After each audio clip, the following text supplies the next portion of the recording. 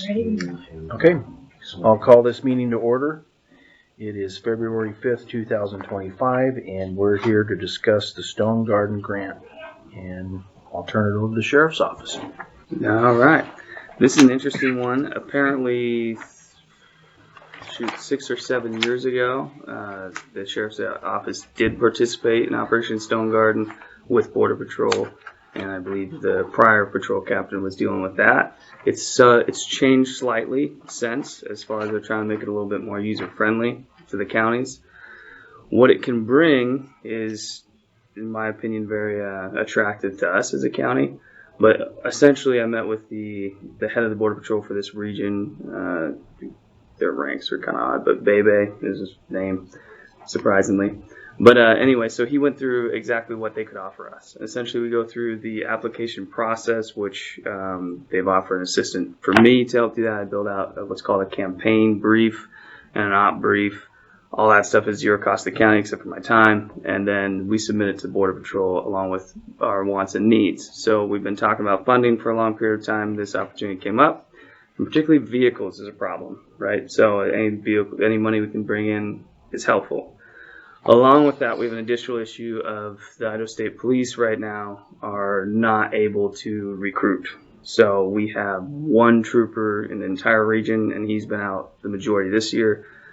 And realistically, he's actually almost done with his career. So we will have zero state police coverage here, and already we're spending a lot of time responding to the state police side.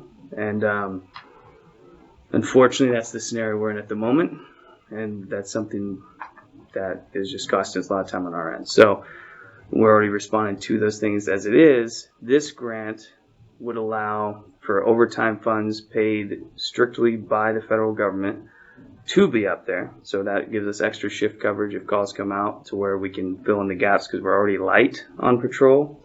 That wouldn't cost the county a dime on these overtime shifts. So we'd pay that up front, and then they would reimburse the entirety of the cost, just like Darius's grant that's already happening, that we've been briefing on through the years. That's been going pretty well. That's been making the county somewhere between $78,000 and $100,000 a year.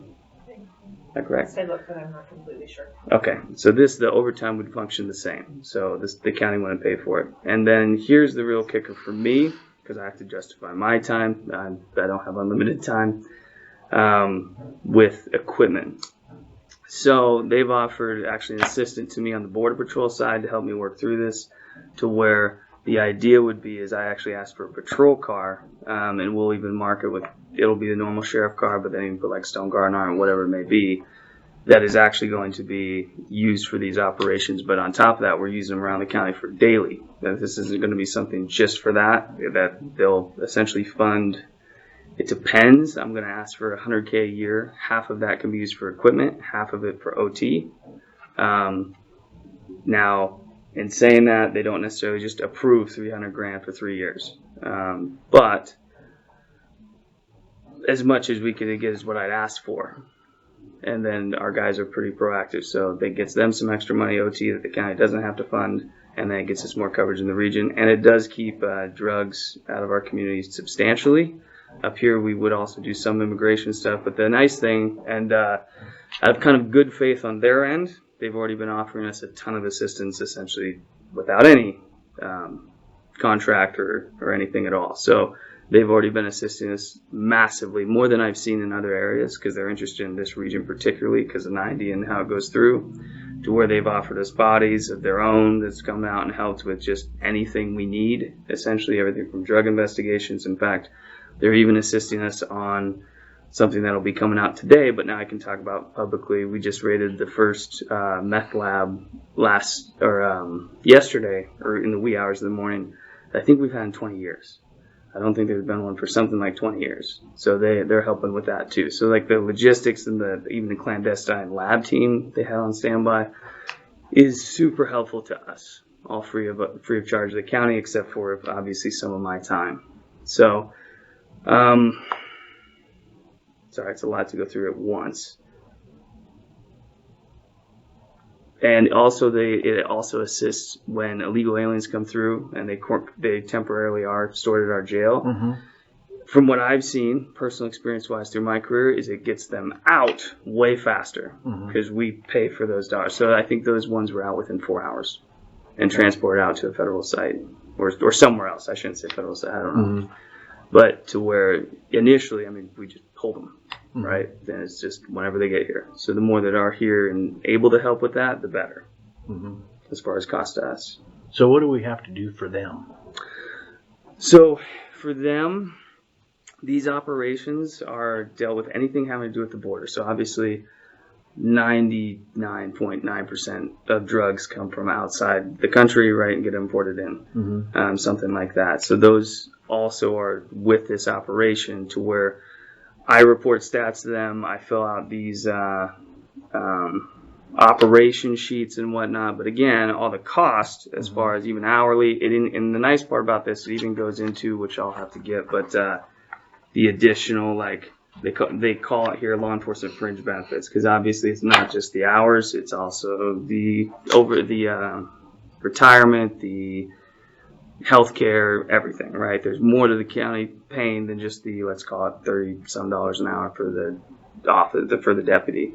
So it's me filling these out, keeping track. The guys will keep sheets like they do for these other operations that we're already doing with the STOP grant. Is it still called the STOP grant? This is the STEP. STEP grant, sorry. Okay. STEP grant. It's essentially the exact same thing. So it's some operations planning that me and the lieutenant will do. But there's very little cost, I would say, to the county. Okay, so we're not like giving them the man to go out and do patrols, or we're not having to go out and patrol the freeways because of this, or. Well, we are and we aren't. So like our deputies are all full-time employees, right? And they work there, let's say 40 hours a week. And sometimes they have to work a little overtime for whatever it may be. We're having a huge issue in the jail right now. This is volunteer-based on top of that. So if the deputies want a little extra money, because most of them are struggling financially right now, it kind of gives multiple prongs of benefit, because this is something that wouldn't be happening at all. It's not like if we weren't doing this, then all of a sudden they're in county more. This would just be adding to the police force in the county. And then also preventing some of these things from coming in. So it's kind of an incentive for the deputies for overtime that we're not going to have to pay. Correct. And then they're also, they're also going to pay us for the vehicles, right? And on that, that's the one thing I do want to be clear on, as far as the grant is designed to be half and half. So essentially, once it gets approved, then we pay for it up front and they reimburse it. And so how much that is half whatever they give us. So even if, and thank you, because that's the one point I wanted to talk about, to where I don't see a con to it, is we have to buy vehicles. That's not even we're doing that no matter what.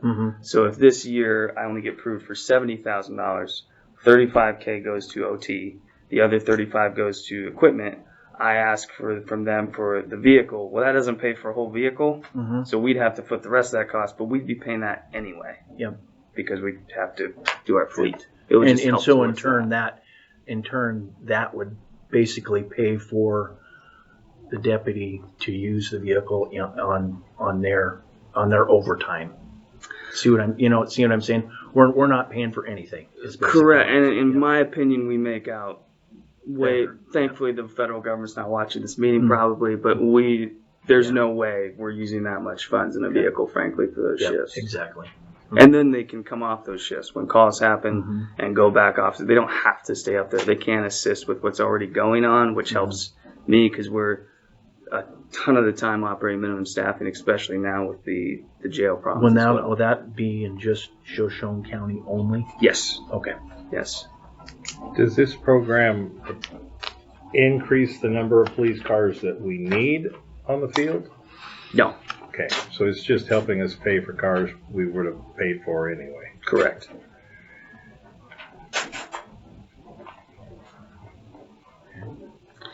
And another thing I think is important to note, let's say somehow this doesn't work. It doesn't, kind of like this other grant work that Colleen's helped us so much on the past. Like, we're trying all these things. We're not going to lose money somehow engaging in something that, man, this didn't work out, and now we've lost all this money. There's really no risk of that. And this is overtime, is what you're... Correct. Okay. And on top of that, even when they're not on these shifts, Mhm. Border Patrol has offered numerous. I mean, it's kind of almost absurd assets to us with these operations we've been doing, like this meth lab. That is not a simple thing, to where they're just doing it for us anyway. And these relationships help us. Yep. What is the total amount of the grant? So that's what I have to apply for. So I would apply for probably $75,000 a year to start, and then it depends what they approve us for. So if they approve us for $100,000 for the entire 3 years, well, that's only $33,000 a year. But still, that gives us an additional 15-some thousand to put in towards a car or whatever we would like to do. So how much are they approving usually? Are they? You don't know until we try. I asked that, and it's the federal government, so they don't like giving a hard answer to that. Unofficially, by some, they said the last ones they saw like this was something like 180, I think, for the 3 years, something around those lines. Okay. But how I plan on justifying it is that we have been one of the most productive counties, both immigration-wise, because of 90, and drug-wise. We're seizing more and getting more that type of crime than per capita than most counties in our region, if not all. Yeah. For example, like the meth lab thing, that is rare these days. Mm-hmm.